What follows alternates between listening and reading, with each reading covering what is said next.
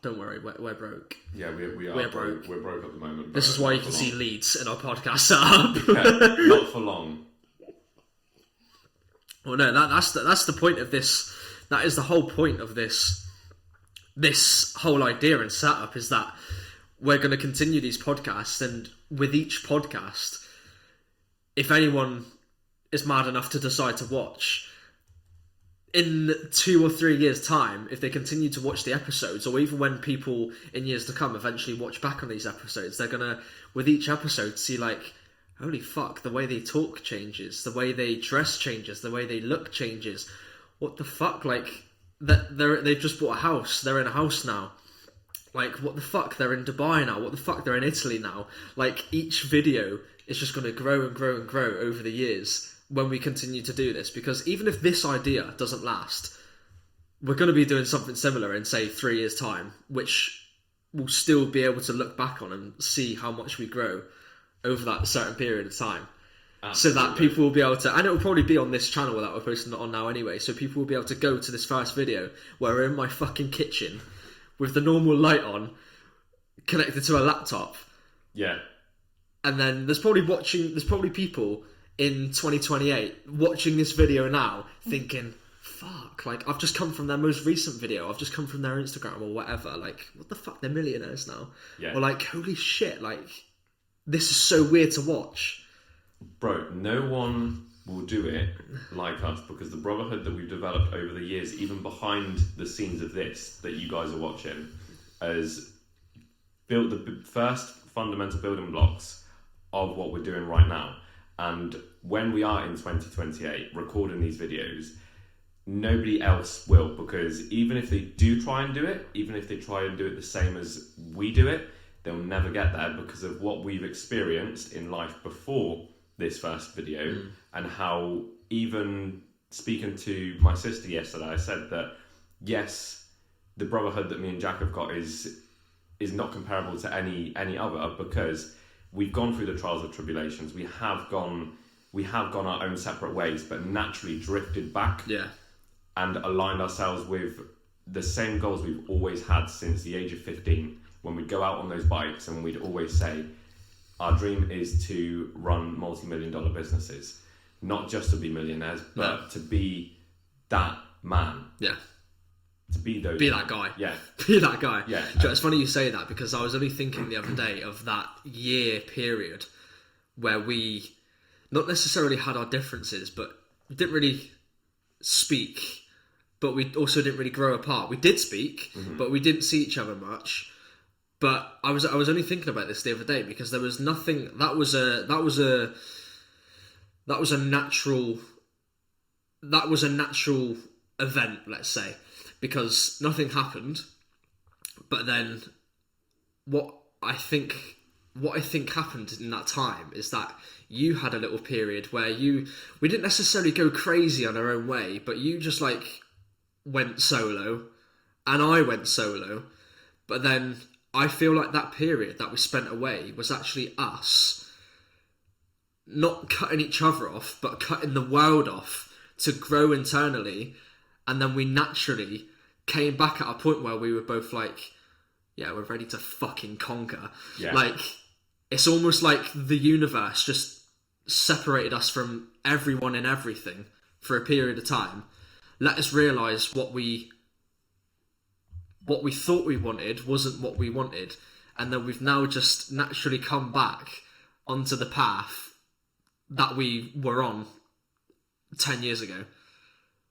But we just grew as people in that period of time, and naturally just came back, and now look at us now compared to like 4 years ago. It's all God's plan.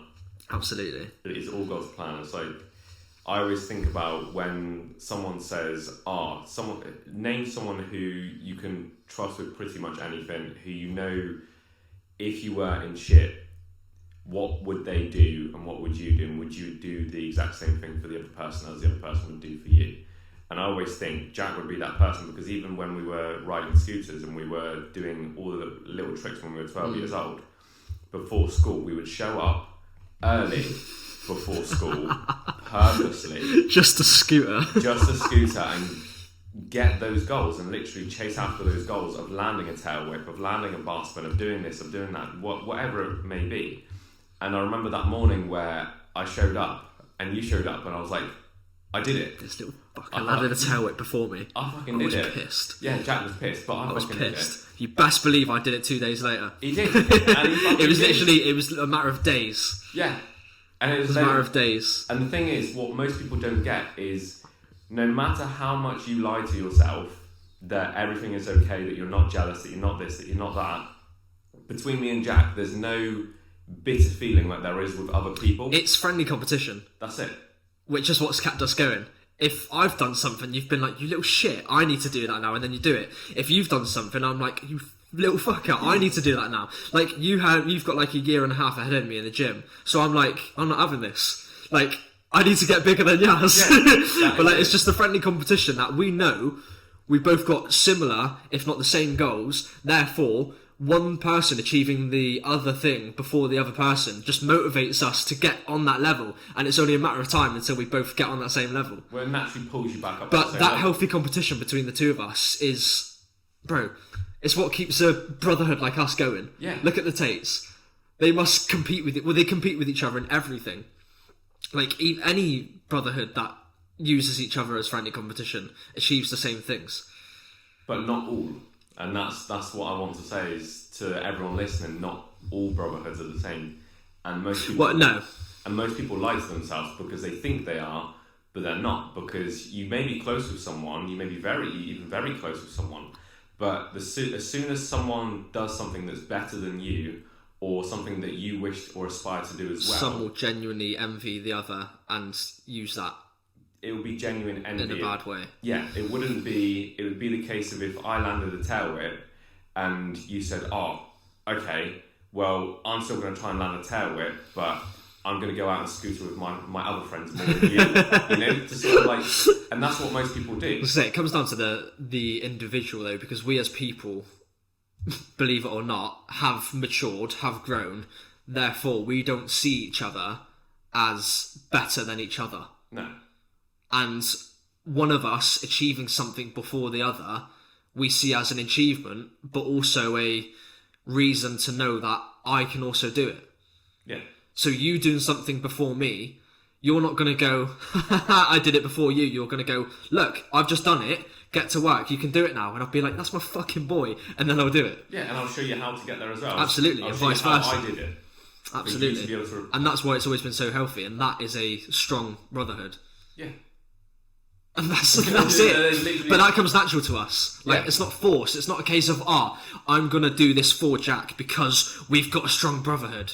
It's going to go, no, that's just how it fucking is, and it's how it's always been. It's just life. It literally just a normal day in the living. Yeah.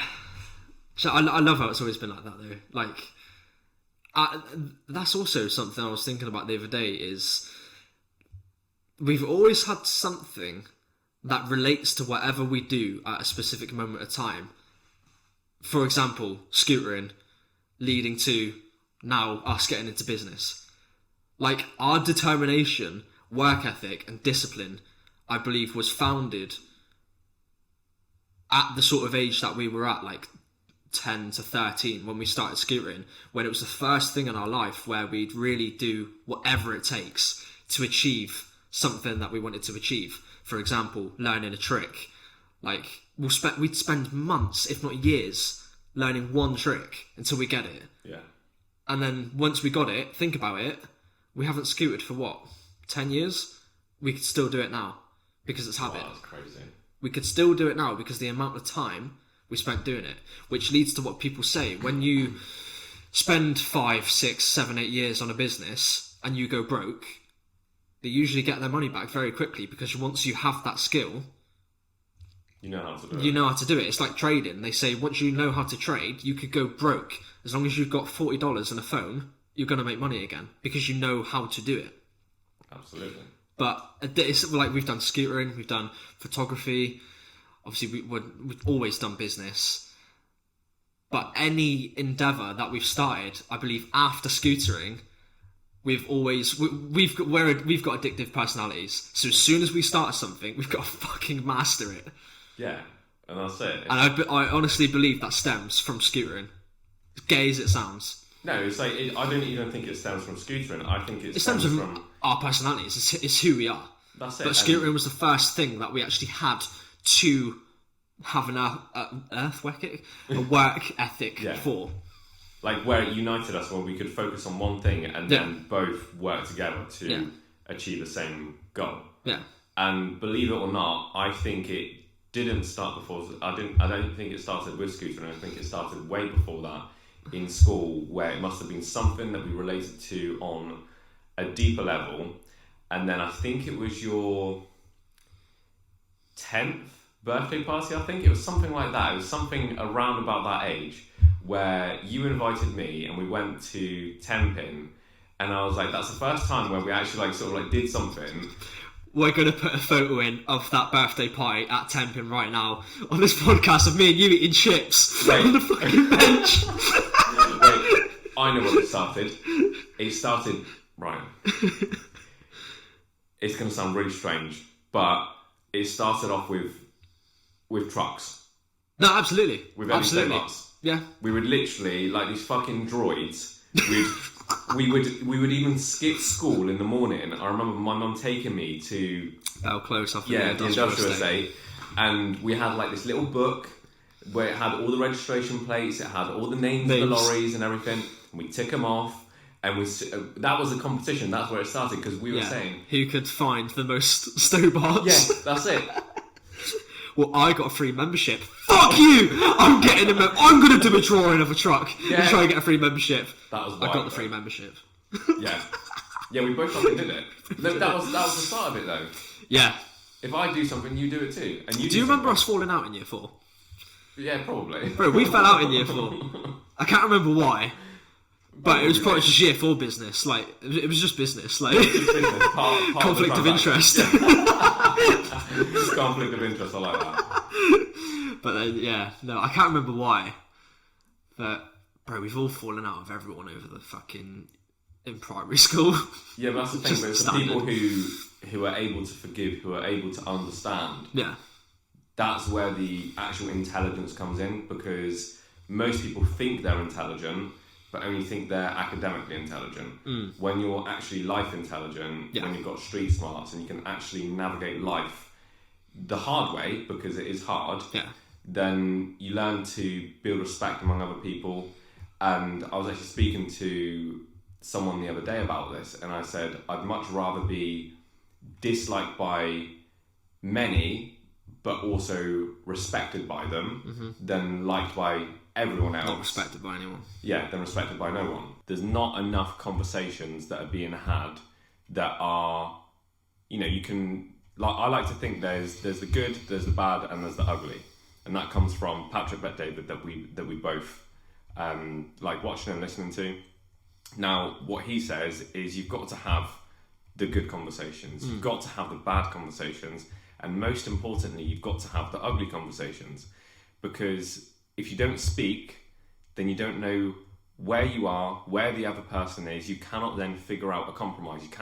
There cannot be a middle ground if you don't speak to each other, right? So even in relationships, in friendships, wherever that may be, I find that specifically in our generation, people are too scared to speak up. Oh, absolutely. Because they're worried about what others will think of them, especially if their opinion will change of them. And you shouldn't think about it that way, because it's more of a detriment to you not speaking than saying something that might upset the other person. Because feelings are temporary. You can move on from feelings, but the damage that is done from not saying something is eternal, and that's when friendships are lost. That's when trust is lost. And I've learned recently to say the hard truth, the ugly, because I not only feel good getting it out of my system, so I'm clear, I know where I stand, but then again, it also reveals the true colours of the other person. Yeah. And how they respond to something they hear, whether they like it or not. Yeah. And not enough people are having those conversations, I feel. Because everyone's too scared that they're walking on eggshells constantly. What if I upset someone? What if I lose someone? But you shouldn't be thinking about who do you lose. It's who sticks around. Yeah. That's the most important part. And we both agree that we'd much rather have, if we were to lose every one of our close friends, you know, then as long as we can sit down at this table and talk things through, even figuring out if we were to hit rock bottom, like we were on about yesterday or the other day, if we were to hit rock bottom, we know we can have the ugly conversations. We know that we can necessarily, not that we've ever done it, but, you know, get angry at each other, shout at each other, call each other, you know, whatever we need the other person to hear. But we will naturally drift back to this table and say, right, what are we doing then? Yeah. Until we can fucking get it sorted. Yeah. And people don't do that. Like you said, I think it's a generational thing. And it probably stems from the excessive push of social media. Because people don't confront conflict anymore. Or they're afraid to. And I genuinely think it's probably from our generation. Our generation is probably the last generation to be in that sort of frame where they will have ugly conversations. And there's even plenty of people I know our age that avoid ugly conversations. Even older. And older. But I think it's... People are so... you see these things of people who are like keyboard warriors. Like, they'll say anything and everything on the phone, but then when you see them in real life... I've never had this... had these problems or interactions, but you see people in real life and they won't say a word because they're scared. But people, this is just going back to what you said, people are scared of conflict, whether that be verbal as well, because people now can't accept the truth of things. When things are changing and they can't accept that, they don't like those conversations. Like, think of how many people have opinions and things they want to say about anything or anyone, and they'll just go through their life not projecting that. And then they become a product of holding those feelings, and you see it in their behaviour, the way they talk, the way they are. Mostly just dickheads. Yeah. But because they've got some form of resentment to the world, because they're too scared to confront it or talk about it. What difference does it fucking make if you say something and it goes bad? The world changes if you speak. Saying whatever I think has been a good thing for me, but also a bad thing for me, because I've got myself in some trouble saying things that not even are morally incorrect, but people necessarily just don't agree with. But just to sort of prove our point, I don't care. Whether I say something or not, whether you like it or not, guess what? We're gonna die. Yeah, we're gonna die. We are gonna die, whether I say something or not. Don't get me wrong. There's things that I would have said 5 years ago that I necessarily won't say now. At least to people. Yeah. But I'll still say whatever I think, because I think people who say whatever they think and believe in this day and age are people who are worthy of respect.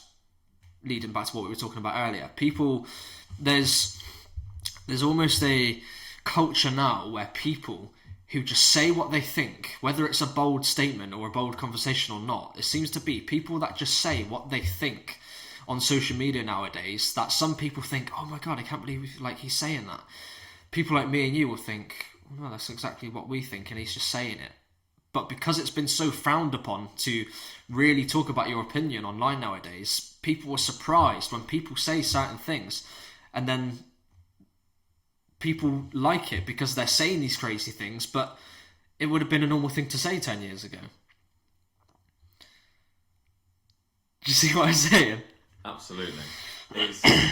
It's strange how the world has changed, and I believe you're right when you say that social media plays a big part in it.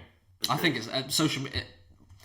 Look at it before. So look at the world before social media. We can even look back to when we were kids in school at the ages of like 10, 11, when we didn't just yet have phones or social media, when the world was normal. I'd say that was when the world was normal, like 2010, 2012.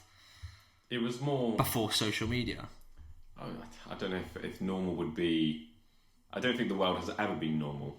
No, of course not. But I mean normal in terms of not everyone's snowflakes and social media hasn't taken over the world. That's right. When you could go out to play without the desire of going in to go on your phone. Yeah, you'd go on the PlayStation, yeah, you'd go on the Xbox or whatever. But like, bro, tell me the last time you drove past and saw kids outside playing in the street. Not even when I was working in Tesco, I don't think I saw it. And that's when you're always out and about. Mm-hmm. You're always in different places. You're driving to different towns, different, locations where even in the countryside, you would see children play. Kids out running in front of lorries, like... And the last time, probably early this year, that I saw kids outside playing, I shit you not, they were all sat outside on a curb on their phones.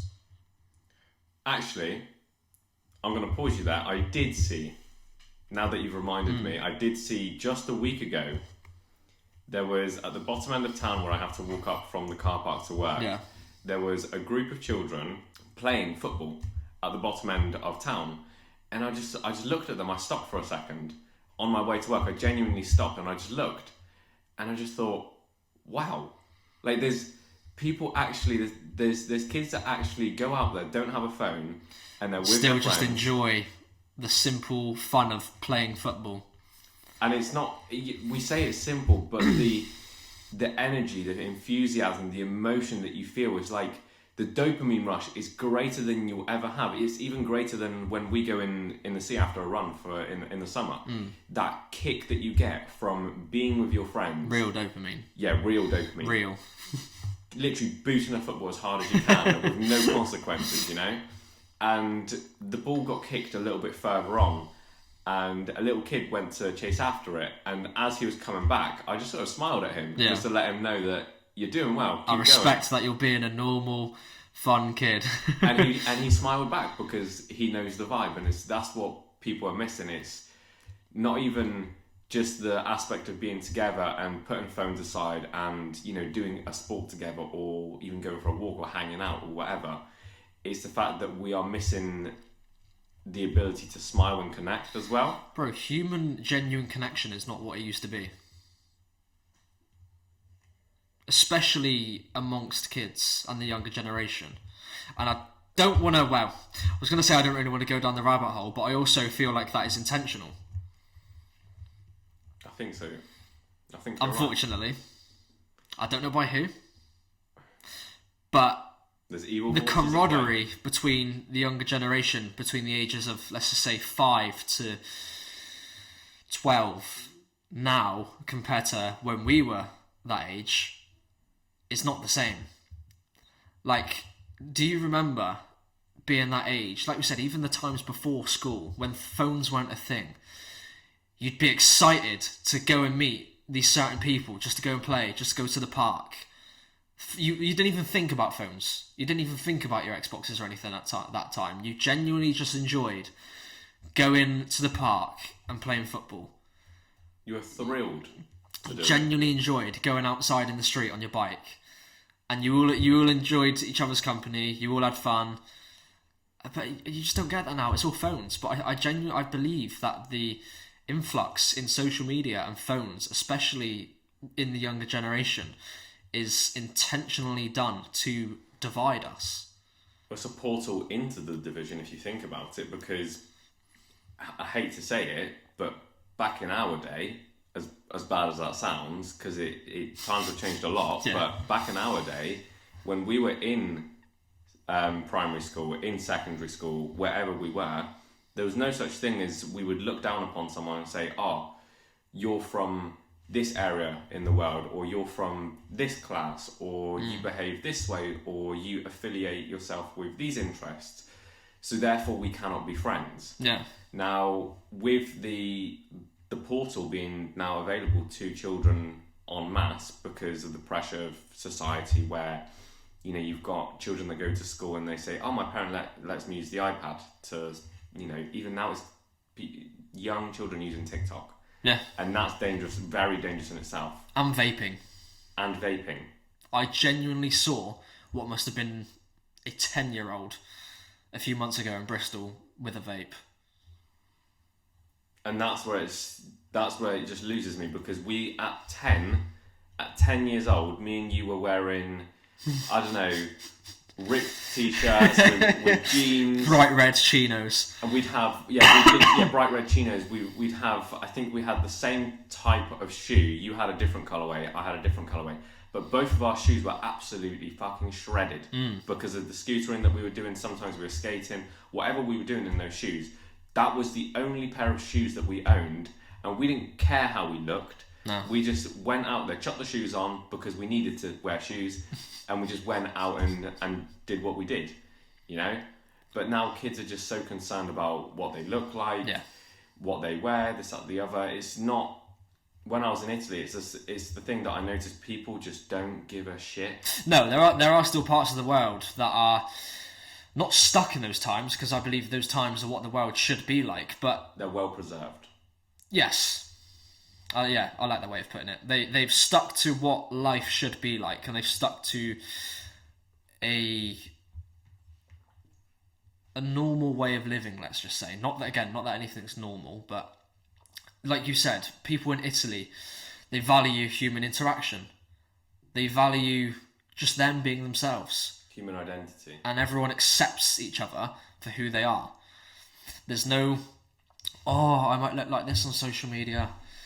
But again, with social media now being directly not targeted towards kids, but there's probably not many 10-year-olds now who don't have a phone. Maybe even 5, 6, 7-year-olds. And like you said, there's 10-year-olds with phones, there's 10-year-olds vaping, there's 10-year-olds getting in fights, there's 10-year-olds like swearing and doing all of this. Again, not to get in any rabbit holes, but I think that the world wants the younger generation to grow up as weak as possible. Because a lot of the world is becoming more awake to the ideas that the world doesn't want you to have any form of control over yourself or your life, for that matter. So targeting the younger generation to vape, to consume social media, to not engage in real life interactions, they're going to grow up not knowing what real life is, and with the impression that everyone cares what people think about them. Therefore, they're going to be mentally weak. Therefore, you're going to have less people going into the military. You're going to have less people wanting to be police officers. You're going to have less people wanting to, fucking work. Yeah. Because some people are so lazy. And just to clarify, this isn't everyone. There is probably, if not probably more people that are still normal, that still are like working, getting jobs, like not going around looking for fights and shit, like just killing themselves, killing their bodies at young ages. Like this it's only a minority, but isn't it funny how actually that minority is the most seen on social media? The most spoken about. Yeah. Why is it pushed? Exactly. Now, not like you said, not to get into any rabbit holes, because we know a lot, but we can discuss certain topics on here now, not only because of how deep they go, but also not to sound arrogant in any way, shape or form, but it takes years, like it has for us, to shift our mindset to adopt some of the thoughts and opinions that we hold today. Because whether it be money, whether it be philosophical, whether it be reality based, or whatever that we know about how the inner workings of the world work, to something so basic as saying the President of the United States doesn't have as much power as you think they do, despite them telling you they do.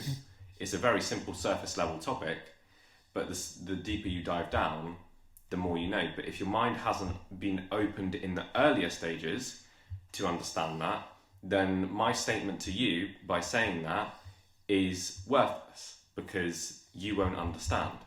Now, like I said, going back to it, it's not me being necessarily arrogant, it's just us being and understanding the world a little bit differently than everyone else, because we've chosen. I say it's a choice. Don't get me wrong. We've been degenerates. Yes. We've thrown stones and rocks through windows. I've vaped. We've drank. Like, we're not perfect, but we've just chosen not to continue down that path because we see that there is more to life. And it's a choice. And that's what we can hopefully do throughout our careers and throughout our life, is to inspire people to not be the degens. Realise that what you thought you wanted to be when you were a kid, you can actually be. Yeah.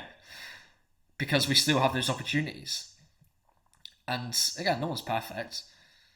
And if that's the way you choose to live, absolutely fine. I respect it. It doesn't affect me. And what I think or want for life doesn't affect you. Carry on. Yeah. It really doesn't matter.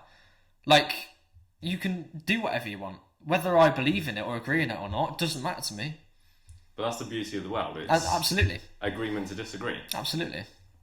And that's where most is learned. Yes. You know, when you sit across a table from someone who may be who may have a complete different set of ideals, values and beliefs to you, maybe if you prod each other enough with the correct questions, you might learn a thing or two, and that thing or two might change the way you see the world. Mm-hmm. Because that's the way we've done it. We've questioned certain topics, like, as naturally being I have to specify now, a legal immigrant to this country before I get called a refugee of some kind. But naturally being a legal immigrant, I've grown up in a family that said that immigration is very good. Mm. Now, at a young age, you don't know the difference between different types of immigration. Yes.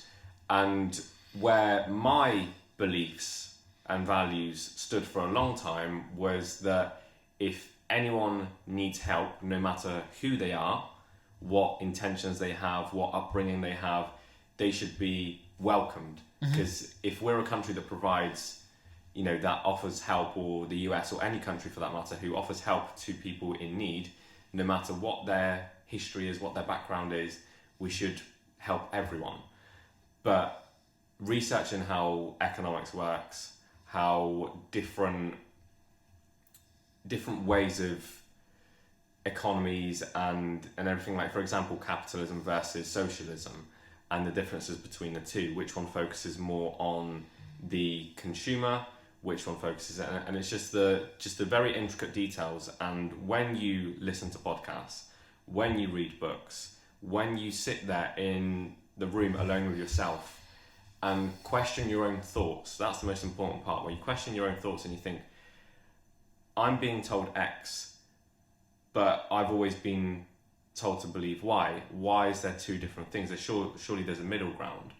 And then you pick certain bits of information, you add those bits of information up, and that's how you create an opinion. Mm. Now, like, going back to the topic of immigration, my opinion was very liberal at the time, that everyone and anyone, no matter who they are, what their history is, whether they've committed a crime or not, whether they're good people or not, whether they're just anyone at all, can come here and do as they please.